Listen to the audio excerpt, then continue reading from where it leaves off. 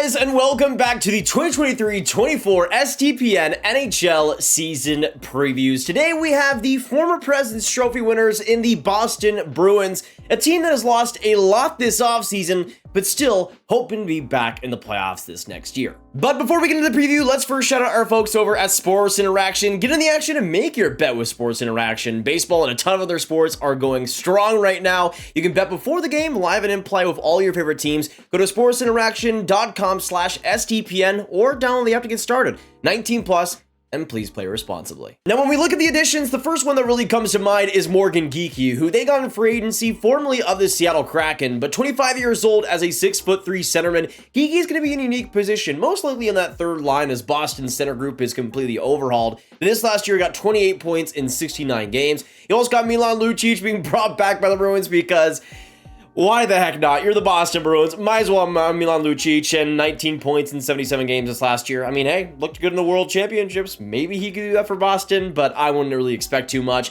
You also got James Van Riemsdyk, who I also wouldn't expect too much from. He's in a weird position. He can still score. He can still get a few points here and there. Still, though, not at that legendary rate that we were seeing earlier in his career. He's a player that maybe could be on the third line, maybe could be on the power play. We'll have to wait and see. But now we go on to the laundry list of players who left the Bruins in this year's free agency and the laundry list of guys that are off the team, especially on the forward group. I mean, you can make a pretty good forward roster already with the players that left. First, we got Patrice Bergeron, of course, retiring from the game of hockey altogether, so he is a big presence lost. You also got David Krejci as, again, another top six centerman that they'll likely lose. Hasn't been confirmed yet, but it's pretty much confirmed that he'll be away. Also, Tyler Bertuzzi, who I thought was a shoo-in to be re-signed, especially after they traded Taylor Hall. Taylor Hall, of course, who they traded the Chicago Blackhawks. I thought to make room for Tyler Bertuzzi, but I guess not. You also got Nick Foligno, who was a part of that Taylor Hall trade. You also got Tomas Nosek as some more center depth they lose. Garnet Halfway, who they acquired in a trade from Washington, the Dmitry Orlov deal, he goes away and he signs with Philly.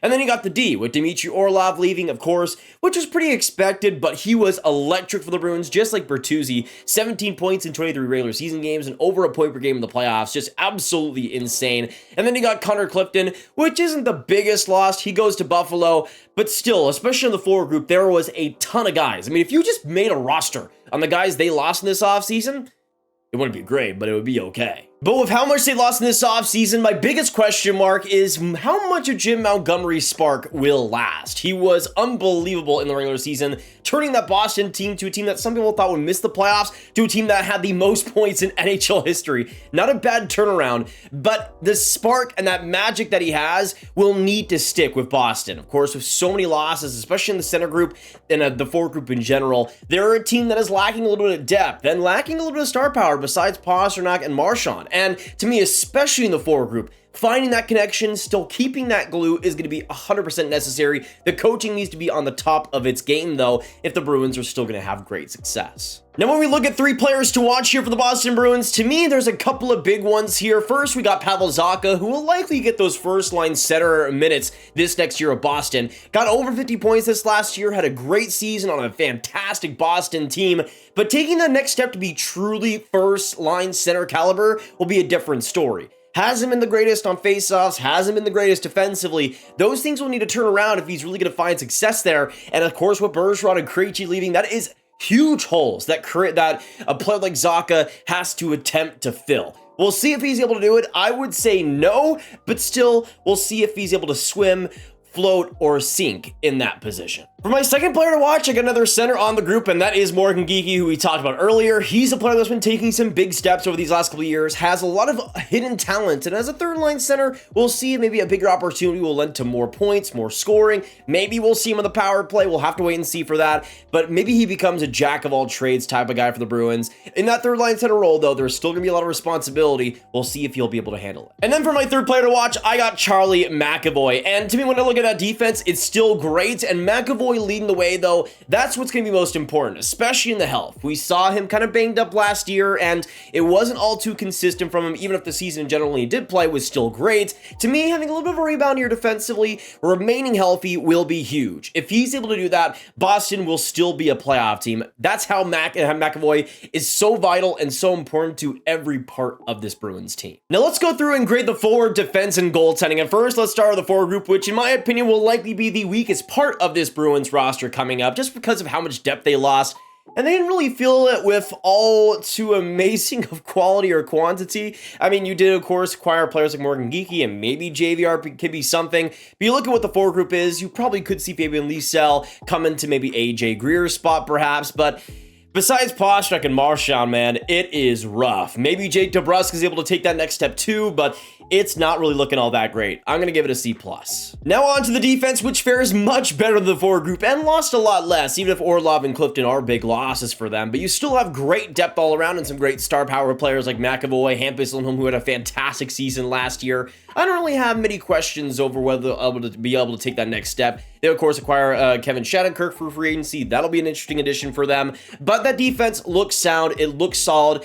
And hopefully we'll see a consistent season under Carlo, a more healthy minute-eating season out of Grizzlick. We'll have to wait and see. I give the defense an A-, though. There's a couple of weaknesses. I don't think a player like Forbert is fantastic in that spot, perhaps, but they're fine. They'll be solid. They'll get the job done. If McAvoy is healthy, it'll still be a great decor. But then we go into the goaltending, which, no surprise, is the best part of this Boston Bruins team still. Even if Linus Ullmark had a disappointing and injury-filled playoffs, he was still unbelievable in the regular season, and Jeremy Swayman was awesome as well. This is the biggest strength for the Bruins going forward. They didn't lose Swayman, they didn't lose Ullmark, they didn't have to trade anybody, and that's really the biggest thing. Maybe they sacrificed a little bit on forward, but they kept their goaltending tandem, and they kept those two together, and the chemistry between the two is fantastic. They give it an A+. Honestly, very good case to be made that this is the best goaltending tandem in the entire NHL. But then we go into how the Bruins will fare this next season, and there's a lot of people that might also still be doubting them, saying they'll miss the playoffs, and even though that forward group has lost a lot, and that center situation is not looking all that great,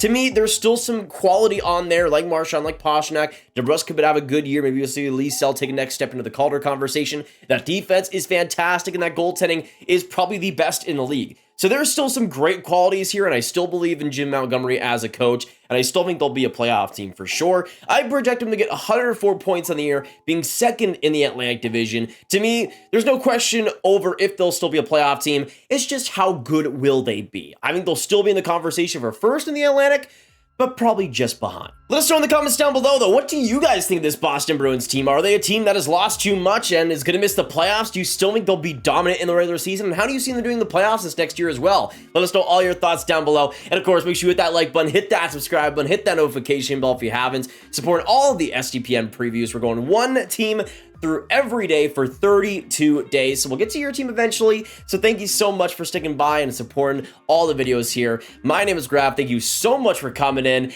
and I'll see you in the next one. Have a great day, and goodbye.